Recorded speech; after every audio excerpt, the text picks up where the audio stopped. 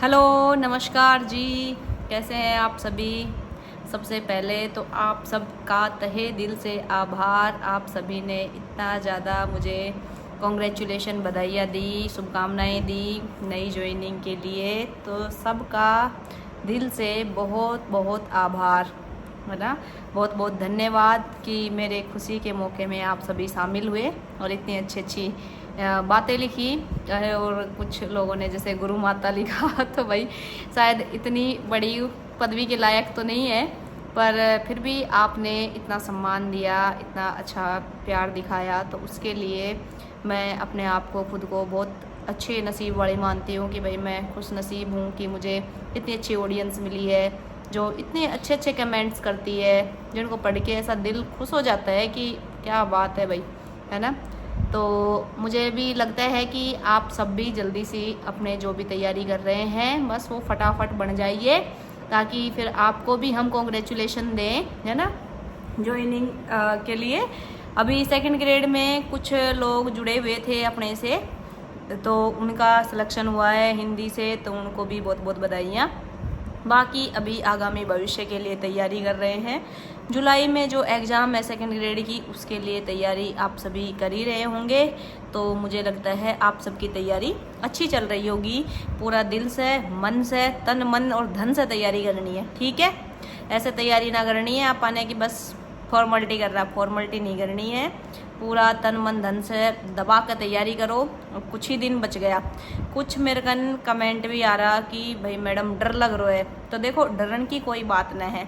आपा पेपर देने जा रहा है, पेपर ऐसा कोई युद्ध ना है कि भाई उसके बाद वापसी की कोई संभावना ना है ना। तो डरने की तो कोई आवश्यकता है नहीं।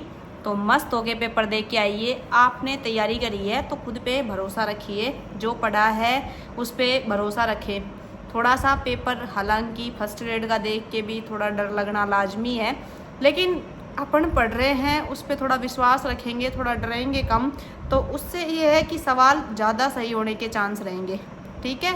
अगर डरोगे तो जो सही होगा वो भी कई बार हड़बड़ाहट में, जल्दबाजी में गलती से गलत हो जाता है, ठीक है। तो घबराना नहीं है बिल्कुल भी। पहली बात तो ये है कि डरना नहीं है। दूसरी बात, ऐसा लग रहा होगा कुछ याद ही नहीं है, जो कुछ याद था सब भूल गए, सब बराबर हो गया। ऐसा नहीं होता। देखो कुछ चीज़ें हम पढ़ते हैं तो हमारी मेमोरी में सेट हो जाती है, तो मेमोरी में क्या है, फिर और नई चीज़ें पढ़ लेते हैं तो वो सेट होती जाती है। लेकिन उसका मतलब ये नहीं है कि बार बार जो चीज़ अपन रिवाइज करते हैं ना, तो वो अनकॉन्शियस माइंड में चला जाता है। इसीलिए कहते हैं कि भाई बार बार प्रैक्टिस कीजिए, बार बार रिवाइज कीजिए। जितना ज़्यादा रिवाइज करेंगे उतना ज़्यादा वो अनकॉन्शियस माइंड के अंदर सेट हो जाएगा। वो ऐसा लगता ही है कि हमें कुछ याद नहीं है, हमने पढ़ा था भूल गए, लेकिन जब दबाव पड़ता है, प्रेशर पड़ता है, तो रिकॉल हो जाता है। तो आपको भी रिकॉल हो जाएगा। ऐसे घबराने की आवश्यकता न है कतई भी, कतई डरने की जरूरत न है कि डर रहा होगी हाय रे पढ़ लियो लेकिन कुछ याद ना है। सबने फील हुआ है, मैंने भी हुआ करता कि हाय रे मैं तो पढ़ ली और कुछ आ ही ना रहे हो, याद ही ना आ रहे हो, है ना। तो ऐसे घबराना नहीं है, मस्त चिल रह के पेपर देना है। बढ़िया है, पेपर है, हो जाएगा अच्छे से, कोई दिक्कत नहीं है। अगली बात, हिंदी सब्जेक्ट के अंदर जैसे सेकंड ग्रेड में तो पहले ही सब्जेक्ट में व्याकरण का पोर्शन ज़्यादा था। फर्स्ट ग्रेड में तो अभी इस साल ही व्याकरण का पोर्शन बढ़ाया है। तो व्याकरण अच्छी पूछ रही है, आरपीएससी बढ़िया मूड में है, तो इजी व्याकरण नहीं पूछ रही है, तो व्याकरण के पोर्शन को अच्छे से तैयार करें। साहित्य के लिए ज़्यादा टेंशन ना ले। बीच में भी कुछ कमेंट्स आए थे कि साहित्य कैसे तैयार करें। साहित्य मुझे लगता है कि पीवाईक्यू पढ़ने से और जो मोटी मोटी रचनाएं पढ़ने से उनसे आपका काम बन जाएगा। इतना ही साहित्य पूछा जाएगा, बहुत ज़्यादा साहित्य के क्वेश्चन नहीं आएंगे, क्योंकि व्याकरण का पोर्शन बड़ा होता है ना। तो साहित्य को आप, एक तो जितने भी साहित्य अकादमी की जितने भी पुरस्कार हुए हैं, सारे के सारे पुरस्कार आपको पढ़ने हैं, ठीक है। अच्छे से याद कर लीजिए क्योंकि इंपॉर्टेंट पुरस्कार होते हैं। एक पीवाईक्यू से क्वेश्चन कीजिए, आधुनिक काल के क्वेश्चन है, रीति काल के क्वेश्चन है, भक्ति काल के क्वेश्चन है, आदि काल के क्वेश्चन है।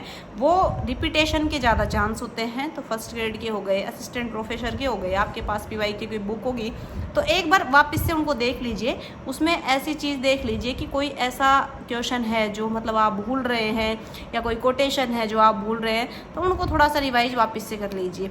तो उससे आपको साहित्य में काफ़ी बेनिफिट मिल जाएगा। फिर शिक्षण विधियों का भी काफ़ी इंपॉर्टेंट रोल है सेकंड ग्रेड में, तो शिक्षण विधियों पे थोड़ा फोकस ज़्यादा करें। ताकि वहाँ से आपको अच्छा स्कोर हो जाए, है ना। शिक्षण विधियों में कोई क्वेश्चन आपका गलत ना हो। और उसके लिए भाई अपनी शिक्षण विधियाँ जो भी सब्जेक्ट है हमारा, उस सब्जेक्ट से रिलेटेड होंगी, तो सब्जेक्ट पे अच्छी पकड़ होनी चाहिए, है ना। या फिर अपने को पता होना चाहिए कि अपना सब्जेक्ट को कैसे पढ़ाएंगे। तो एक आदर्श टीचर मान के आप शिक्षण विधियों में एक भाई आपका सब्जेक्ट है, जो विषय है वो आदर्श विषय हो, उस आधार पे कुछ अप्लाइड क्वेश्चन कर सकते हैं। बाकी फैक्चुअल क्वेश्चन तो पढ़ने ही पड़ेंगे, तो फैक्चुअल क्वेश्चन को आप अच्छे से तैयार कर लीजिए, ठीक है। और भी इस रिगार्डिंग कोई बात हो, कोई कमेंट हो, तो आप ज़रूर मेरे को कमेंट करिए, बताइए आपके मन में कोई संशय हो, है ना। ज़्यादा घबराने की आवश्यकता नहीं है। और लास्ट टाइम में अब यही कर सकते हैं कि भाई शांत रहें, शांत मन से पेपर दें। और एक चीज़ और आ रही थी कि कई कमेंट आए कि भाई मैम ये बताओ, और कुछ लोगों के सवाल भी थे जो मान लीजिए मेरे करीबी हैं, सिलेक्शन नहीं हो रहा, क्या करें, है ना। बहुत तैयारी कर ली, बहुत ज़्यादा पढ़ लिया, सब कुछ कर लियो, पर सिलेक्शन ना हो रो। तो देखो, सिलेक्शन ना हो रो तो एक मैं आपा मान सका कि कहीं ना कहीं अपनी कमी है भाई। कुछ लोगों के तो सिलेक्शन हो रहे हैं ना, कुछ सब्जेक्ट जैसे फर्स्ट ग्रेड ने छोड़ दो, फर्स्ट ग्रेड में कुछ सब्जेक्ट हमें मान लो उठ पटांगे पेपर बना दियो तो बात अलग है। लेकिन अब आपा ये सोचा कि भाई सिलेक्शन ना हो रो, तो सिलेक्शन ना होने का पीछे कारण क्या है ना। और कुछ ये भी देखने को आया है कि अभी एक साइड राजस्थान के एक भाग में बहुत ज़्यादा सिलेक्शन हो रहे हैं और एक भाग में कम हो रहे हैं। पहले इसके अपोजिट था। मुझे लगता है कि आप लोग सब समझ पा रहे होंगे। देखो, जब कभी भी कहते हैं ना कि अभाव ही आविष्कार की जननी है। जब व्यक्ति पे एकदम अभाव रहे, उसके पास कोई संसाधन नहीं है, तो वो हाथ पैर मारेगा। हाथ पैर मारेगा तो कुछ ना कुछ तो हाथ लगेगा ही, है ना। तो अभी बस ऐसा ही हो रहा है कि हमारे पास एक ऐसा राजस्थान का हिस्सा है जिसके पास संसाधन है, चीज़ें हैं, डेवलपमेंट है, हर चीज़ है। लेकिन राजस्थान के कुछ हिस्से ऐसे भी हैं जहाँ पे उतना डेवलपमेंट नहीं हो पाया जितना होना चाहिए था, या फिर मान लीजिए वहाँ की परिस्थितियाँ अच्छी नहीं थी, इस वजह से वहाँ पे डेवलपमेंट नहीं हो पाया। तो वहाँ पे रहने वाले जो भी बच्चे हैं, उनकी जो अभ्यास की जो ताकत है या कंसंट्रेशन मान लीजिए कि उनका जो इतना ज़्यादा एक तरीके से एकाग्र होकर पढ़ने की क्षमता इतनी डेवलप हो गई, क्योंकि उनके पास कोई ऑप्शन था नहीं, इसलिए उन्होंने शिक्षा को ही माध्यम बनाया। और इसलिए हम देखते हैं कि पश्चिमी राजस्थान से आज के टाइम में इतने ज़्यादा सिलेक्शन हो रहे हैं, और अभी पूर्वी राजस्थान में इतने सिलेक्शन नहीं हो रहे। वरना शेखावाटी तो शिक्षा का गढ़ माना जाता था, वहाँ पे पहले के टाइम में कितने सिलेक्शन होते हैं अब भी, पर उतना अब नहीं रहा जितना पश्चिमी राजस्थान में हो रहा है ना। बाकी अलग अलग कई चीज़ें हैं, तो आप लोग उन सब चीज़ों में मत पड़िए। मैं समझ सकती हूँ, एक अभ्यर्थी होने के नाते, है ना, बहुत सारी मन में संशय आते हैं, बहुत सारी चीज़ें चल रही होती है, जो न्यूज़ में चल रहा होता है उससे डिस्टर्बेंस होता है। पर बात आप मानिए वाकई कि इन सब चीज़ों से ज़्यादा किसी और को फ़र्क पड़े नहीं पड़े, पर अपने को बहुत ज़्यादा फ़र्क पड़ेगा, है ना। दूसरे को कोई मतलब नहीं होता, ऐसे बातें करने के लिए दूसरे लोग कर लेंगे बातें, ठीक है। अपने भी उनके साथ बैठ के बात कर सकते हैं कि पेपर लीक हो रहे हैं, फला चीज़ हो रही है, या आरपीएससी पास ही नहीं करना चाहती, आरपीएससी चाहती ही नहीं नौकरी मिले।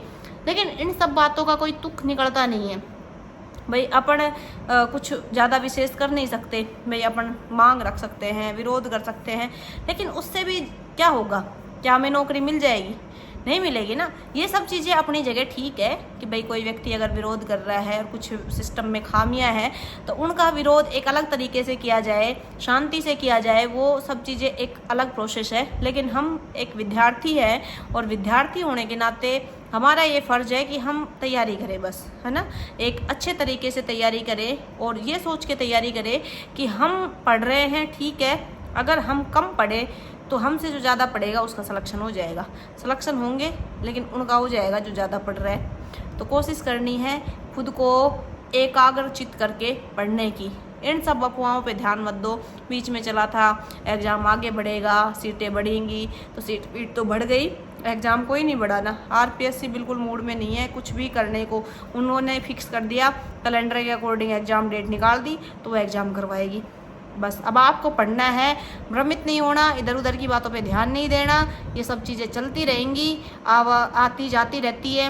आजकल देखोगे आप कितना कोई लास्ट टिप भी नहीं दे रहा, है ना। बहुत ज़्यादा कोचिंग वाले पहले थे तो बहुत सारे सब लोग कोई ना कोई वीडियो बनाते हैं, पर अब कुछ जो गिने चुने सर हैं वही वीडियो बनाते हैं कि भैया आपको अंतिम समय में क्या करना चाहिए। आरपीएससी का जिस हिसाब से पैटर्न बदला है उस हिसाब से सबको ऐसे संशय रहता है कि यार क्या बताए, है ना।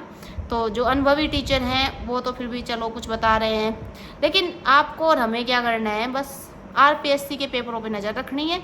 किसी के लिए ज़्यादा आपको ये नहीं सोचना कि हाय रे मेरे को कोई गाइड करेगा तो ही मैं पढ़ पाऊँगा, ऐसा कुछ नहीं है।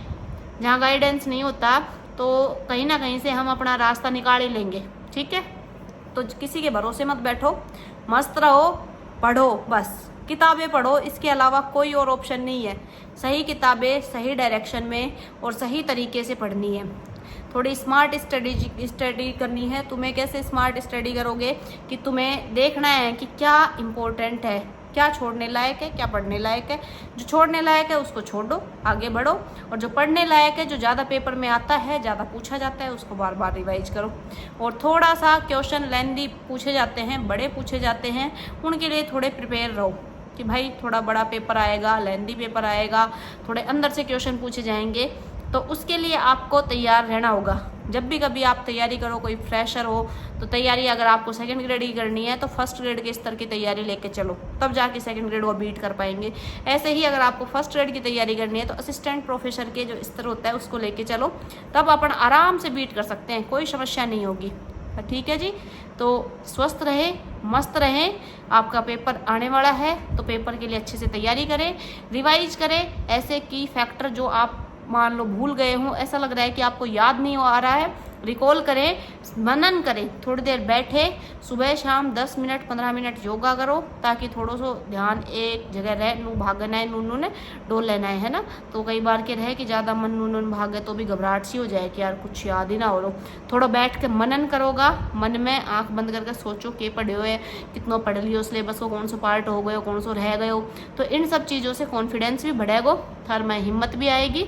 और गर्मी को मौसम है, गर्मी में विशेष ध्यान रखना है और अपने आराम से तैयारी करनी है, पेपर मस्त होके देख के आना है, सिलेक्शन लेना है, ठीक है। फिर भी कोई बात हो तो मुझे कमेंट करो, मैं कर दूंगी कि जवाब दे दूंगी, कोई समस्या ना है, ठीक है। और एक आध दिन में लाइव को भी प्रोग्राम बना लेंगे, पर लाइव कब आवा तो बता दियो। टाइम यार पर एक फिक्स करो, है ना। टाइमिंग को क्या रहे कि आधा लोग सुबह बताओ, आधा शाम बताओ, फिर वो टाइमिंग ही फिक्स ना हो पाए तो थारी जो भी समस्या है एक लाइव में कर सुलझा देना, ठीक है जी। तो आज के लिए इतना ही। अगर वीडियो अच्छी लगे तो लाइक करो, वीडियो ने चैनल ने सब्सक्राइब करो, अपना दोस्त हम शेयर करो, ताकि अपनी वीडियो ज़्यादा से ज़्यादा लोग हम जा सके और ज़्यादा से ज़्यादा लोग बेनिफिट हो सके, ठीक है जी। ओके, बाय बाय, जय भारत, जय हिंद।